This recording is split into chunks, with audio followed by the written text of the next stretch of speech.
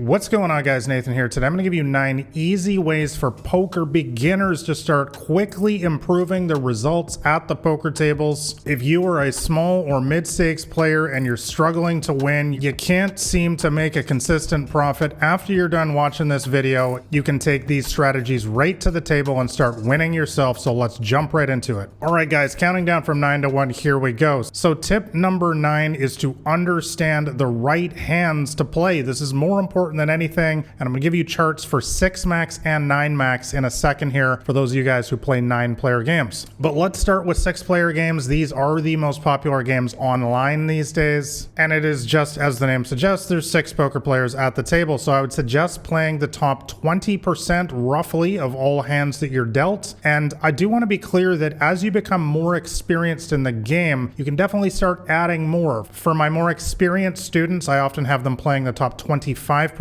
or even the top 30% of hands, but this video is for beginners, so a tighter range like the hands that you see in red on your screen there is going to keep beginners in check. It's going to give them a strong mathematical advantage when you are entering the hand and not get you into too many sticky situations. So let's quickly run through this list. Once again, all of the hands in red on your screen. So the diagonal line you can see there is all of the pocket pairs, that is pocket 2s, pocket 3s, pocket 4s, all the way up to pocket aces. You always want to be playing these hands in all situations because these are going to be your most profitable long-term hands. In addition to that, I would recommend playing nearly all Broadway cards, and Broadway cards are any 2 cards 10 and above. So for example, ace king, king queen, queen jack. I would recommend that you play all of these hands. I should mention, by the way, if you see an O after any of these hands or an S, let me quickly break that down for you. The O means offsuit. So for example, queen jack. So what that means is that even if both cards are different suits, for example, the queen of spades and the jack of hearts, you would go ahead and play that. However, if there's an S after the cards here, it means you only play them if they're suited. So for example, ace 2 S, that would mean you only play that hand if it's the ace of hearts, deuce of hearts, or the ace of diamonds, deuce of diamonds. You get the idea. Both cards have to be the same suit. So in addition to the Broadway hands, you can see that we're playing all suited aces. So that is ace king suited all the way down to ace deuce suited. And I'm playing a bunch of other random suited hands, suited connectors, like a queen 10 suited, and so on. I think you guys get the idea. I always need to point out that these charts are not the word of God. It's okay if you play a 10-9 suited instead of a king 9 suited, for example. And like I said, for my more experienced students, I often do add on a lot more hands than this because they're more confident in their post-flop abilities. But hopefully for some of you guys who are brand new to the game,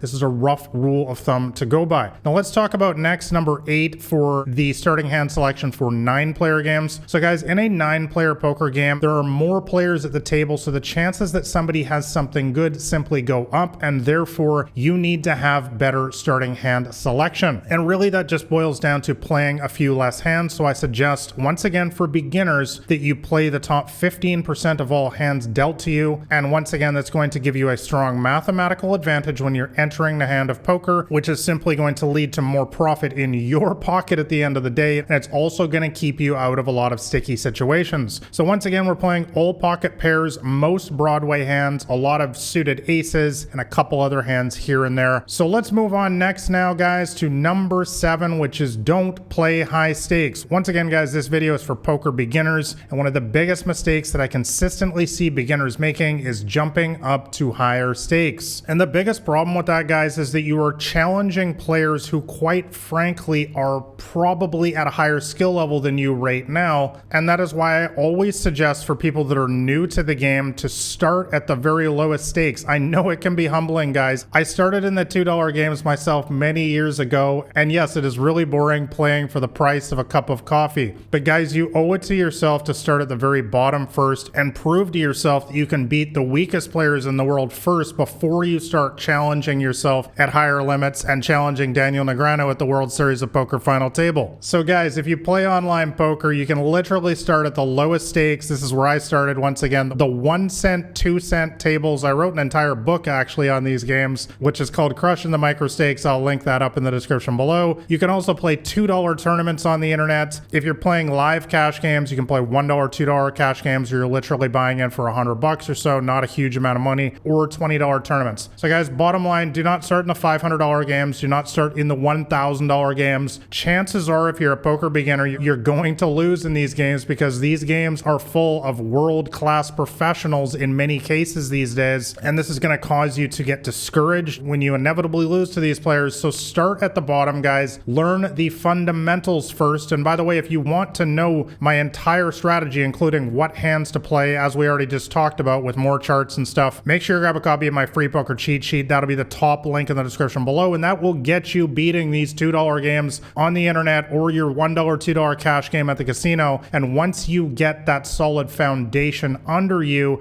you can start moving up to the $2, $5 games, the $5, $10 games, and before you know it, you will be playing in $1,000 games with the ability to consistently beat those players, which is the ultimate goal. All right, guys, let's move on to tip number 6, and that is to always raise first in the pot. One of the biggest mistakes that I still consistently see people making these days, and many of my students do as well, is just limping into the pot. Guys, when you limp into the hand, which is just calling the blind pre-flop. So for example, you're playing in a 10 cent, 25 cent cash game on the internet, that would be just calling the 25 cents. Instead, guys, you want to raise it up. You want to announce to the table that you're in charge of the hand. They're going to be a guest in your pot. You want to let the table know you mean business, guys, because when you just limp into the pot, everybody else sees that as weakness. As a professional poker player myself, anytime I see somebody do that, that's fresh meat for me. I look at that as weakness. I pounce on that. I raise those players up every single time and make their life difficult. So let me give you an example. You've got ace king, ace of hearts, king of spades in a $1, $2 cash game. You should raise it up to $6. Now, this is just a rough rule of thumb. If you're playing in a specifically loose game with lots of drunk maniacs and people who are calling anything, try $8, try $10, try whatever amount is ideally going to get you one caller. You don't want 5 people calling you every single time because that's going to make it much more difficult to win. So if you're getting way too many callers, just raise it up even more. But guys, the bottom line is aggressive poker is winning poker. Never forget that. Always take charge when you enter the pot. All right, guys, let's move on to tip number 5, and that is to only go all in with premium hands. Guys, in today's game, in a nutshell, there's not too many really bad players anymore. I mean, you do find them from time to time, but most people have a clue. They're watching videos like this,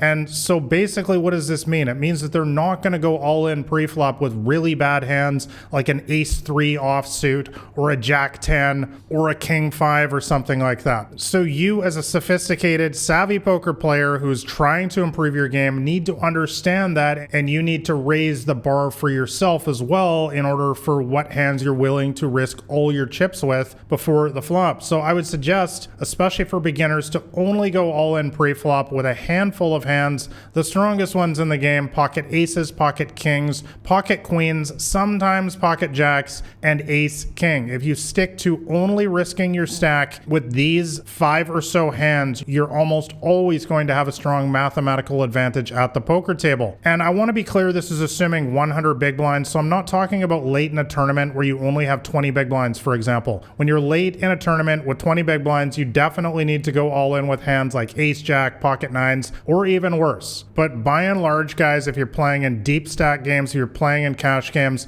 do not make the mistake of going all in pre-flop with a hand like ace 9, because believe me, guys, they're not going all in with worse. They're going to show up with the ace jack, the ace queen, or the ace king, which are significant favorites against a hand like ace 9, and this is one of the biggest mistakes that amateurs make. So make sure you only go all in with premiums and you're going to have a lot more success. All right, guys, let's move on to tip number 4, and that is to always target the fish. Guys, from my 20 years in this game, 10 plus years as a professional, this has been the secret to my success. Literally what you're looking at on your screen right here is understanding that all of the money in poker comes from the recreational players, or as we lovingly refer to them, the fish. So I put an image of my online poker table on your screen here, and the player in blue is playing a crazy 55% of their hands. Remember, we already talked about that previously in the video. I suggested playing about 1/3 of that amount of hands, and this player is raising a crazy 18% of their hands. That's what the PFR stands for. These are HUD stats, by the way. You can put them on your online poker table. I'm not going to go deep into that in this video. If you're curious about the HUD that I use as a professional, I will link that up in the description below. But guys, as you can see, I am seated directly to the left of this player. I am Black Rain 79, and this is going to give me position in every single hand versus this player. I always have one of these players at my tables. These are the players who, quite frankly, lose their money at a very prolific pace at the poker tables. They fuel the entire industry. While they will get lucky against you from time to time, and yes, it is frustrating, and we're going to talk about that a little bit more in a sec. Guys, over the long run, this is where all your profits are going to come from. So you need to always have one of these players at your table. There's really nothing else I can say. It's the most important thing in poker. All right, guys, let's move on to tip number 3, and that is to always make a flop continuation bet. So we already talked about what hands to play, how much to raise pre-flop. Now let's talk about what to do on the flop. So guys, a lot of amateurs get this mixed up. They think that if they miss the flop, so for example, you've got ace king and the flop comes down with a 10-5-4, that it's just time to give up. I've missed the flop again. They must have something. Guys, that's not necessarily true. One thing you need to always remember is that roughly 2 out of 3 times you are going to miss the flop and they are going to miss the flop as well. So what does that mean? It means that only around 33% of the time does your opponent even have any kind of pair, any kind of draw. 66% of the time, they don't have anything at all. So if you just make a small bet, I would recommend betting around 50% of the pot, by the way. So for example, if the pot's $10, you bet $5, you're going to get them to go away most of the time. So that is why it is very important that you make a flop C bet, which stands for continuation bet, the large majority of the time, especially if you're only against one player, because you're giving yourself a cheap price to just make them go away right now and just win the pot. So guys, when you raise it up pre-flop, most of the time you go see a flop. It doesn't really matter what the flop is. We're going to be making a flop continuation bet most of the time. What is the small amount of time that you don't make a continuation bet? That is on very wet and coordinated flops, such as an 8, 9, 10 of hearts, where there's a high probability that they have a bunch of straight draws, flush draws, and so on, or 2 pair. By the way, I have multiple videos covering this in detail in my Elite Poker Training University, 17 plus hours of advanced poker training, 50 plus videos, hundreds and hundreds of example hands and downloadable cheat sheets. If you want to go into much more detail about flop board texture and also when to bet on the turn and river, you can go check out those advanced videos in the course. I have just opened up enrollment. I will include a link to enroll in the description below, but let's move on to tip number 2, and that is to double barrel the weak reg. So let's talk about a little bit more turn strategy now. So the flop is the first 3 cards the dealer puts in the middle, and now we're going to talk about the 4th card that the dealer puts in the middle, called the turn. So guys, one of my most profitable strategies in recent years has been to double barrel the weaker regs. Let me break this all down for you. So double barreling in poker is when you raise before the flop, you bet the flop as we just talked about, and now we're going to bet again on the turn. This is an incredibly powerful play in poker that basically draws a line in the sand and lets your opponent know that, hey, I am very serious about this hand. If you want to continue against me here, it's going to be very costly for you. So therefore, if you don't have something really good, you should highly consider folding your hand right now, and especially versus the weaker regulars in today's games, and these are going to be your most common opponent in today's games. This strategy is highly profitable. Well, basically guys, I'm talking about players who are looking for a reason to fold. We see these players in many small and mid-stakes games these days. They don't want to risk all of their money unless they have a really strong hand, and as we just mentioned, that doesn't come around very often in poker. So we just talked about the flop where you've got ace king and the flop comes down with a 10-5-4, and I recommended betting around 50% of the pot the large majority of the time there. So let's talk about when the turn comes with the jack of diamonds. What should you do? Guys, you want to double barrel 75% of the pot here. So say the pot now is $20. You want to bet $15 this time. So why are we bumping it up to 75%? Why change it from 50% as we talked about before? Guys, the reason why is because you want to put your foot down here on the turn, put your foot on the gas pedal, and let them know once again that you're not messing around, that this is going to get very expensive for them. And the other thing to notice here is that jack of diamonds represents 2 things. A scare card, number 1. It's a higher card on the board, which is going to, as the name suggests, scare them out of the pot. So for example, if they called us on the flop with a hand like pocket 8s, they're not going to be very happy, guys, to see another higher card on the board, which could potentially beat their lower pair. The other thing that this card does is that it does give us a lifeline to the Broadway straight. We can catch any of the 4 remaining remaining queens on the river in order to make the unbeatable 10 jack queen king ace straight on the river. So guys, this is a perfect card to make a double barrel with when you have a hand like ace king. Bet big here on the turn and watch them throw their hand away. All right guys, let's move on to my number one tip now to get you quickly winning at poker, and that is to don't allow yourself to go on tilt. All right guys, so what you need to know is that getting frustrated over bad beats in poker will destroy your poker results quicker than anything else. And a bad beat in poker is basically when you had the statistical advantage, when you put all your money into the pot and they got lucky and caught one of their miracle cards, so to speak. But guys, you need to understand that losing is an integral part of the game. It's what keeps the fish coming back for more, is the idea that they can get lucky sometimes and beat you. For example, you've got two red aces, the ace of hearts, ace of diamonds, best hand ever created, of course. Guys, you need to understand that you're going to lose roughly 20% of the time versus a hand like pocket sixes. Even if you go all in before the flop, they're going to win close to 20% of the time, guys. And that is not a trivial amount. It's 1 out of 5 times that you're simply going to lose the hand, even when you did absolutely everything right. So guys, it is vital for your poker success that you make peace with this fundamental facet of the game. It doesn't mean that the site is rigged against you, that the game is fixed. It's actually just math. All right guys, like and subscribe if you found this video helpful. And once again, if you want to know my entire strategy to smash the small and mid stakes games, make sure you grab a copy of my free poker cheat sheet. That'll be the top link in the description below. Thanks a lot for watching, guys. All the best at the poker tables.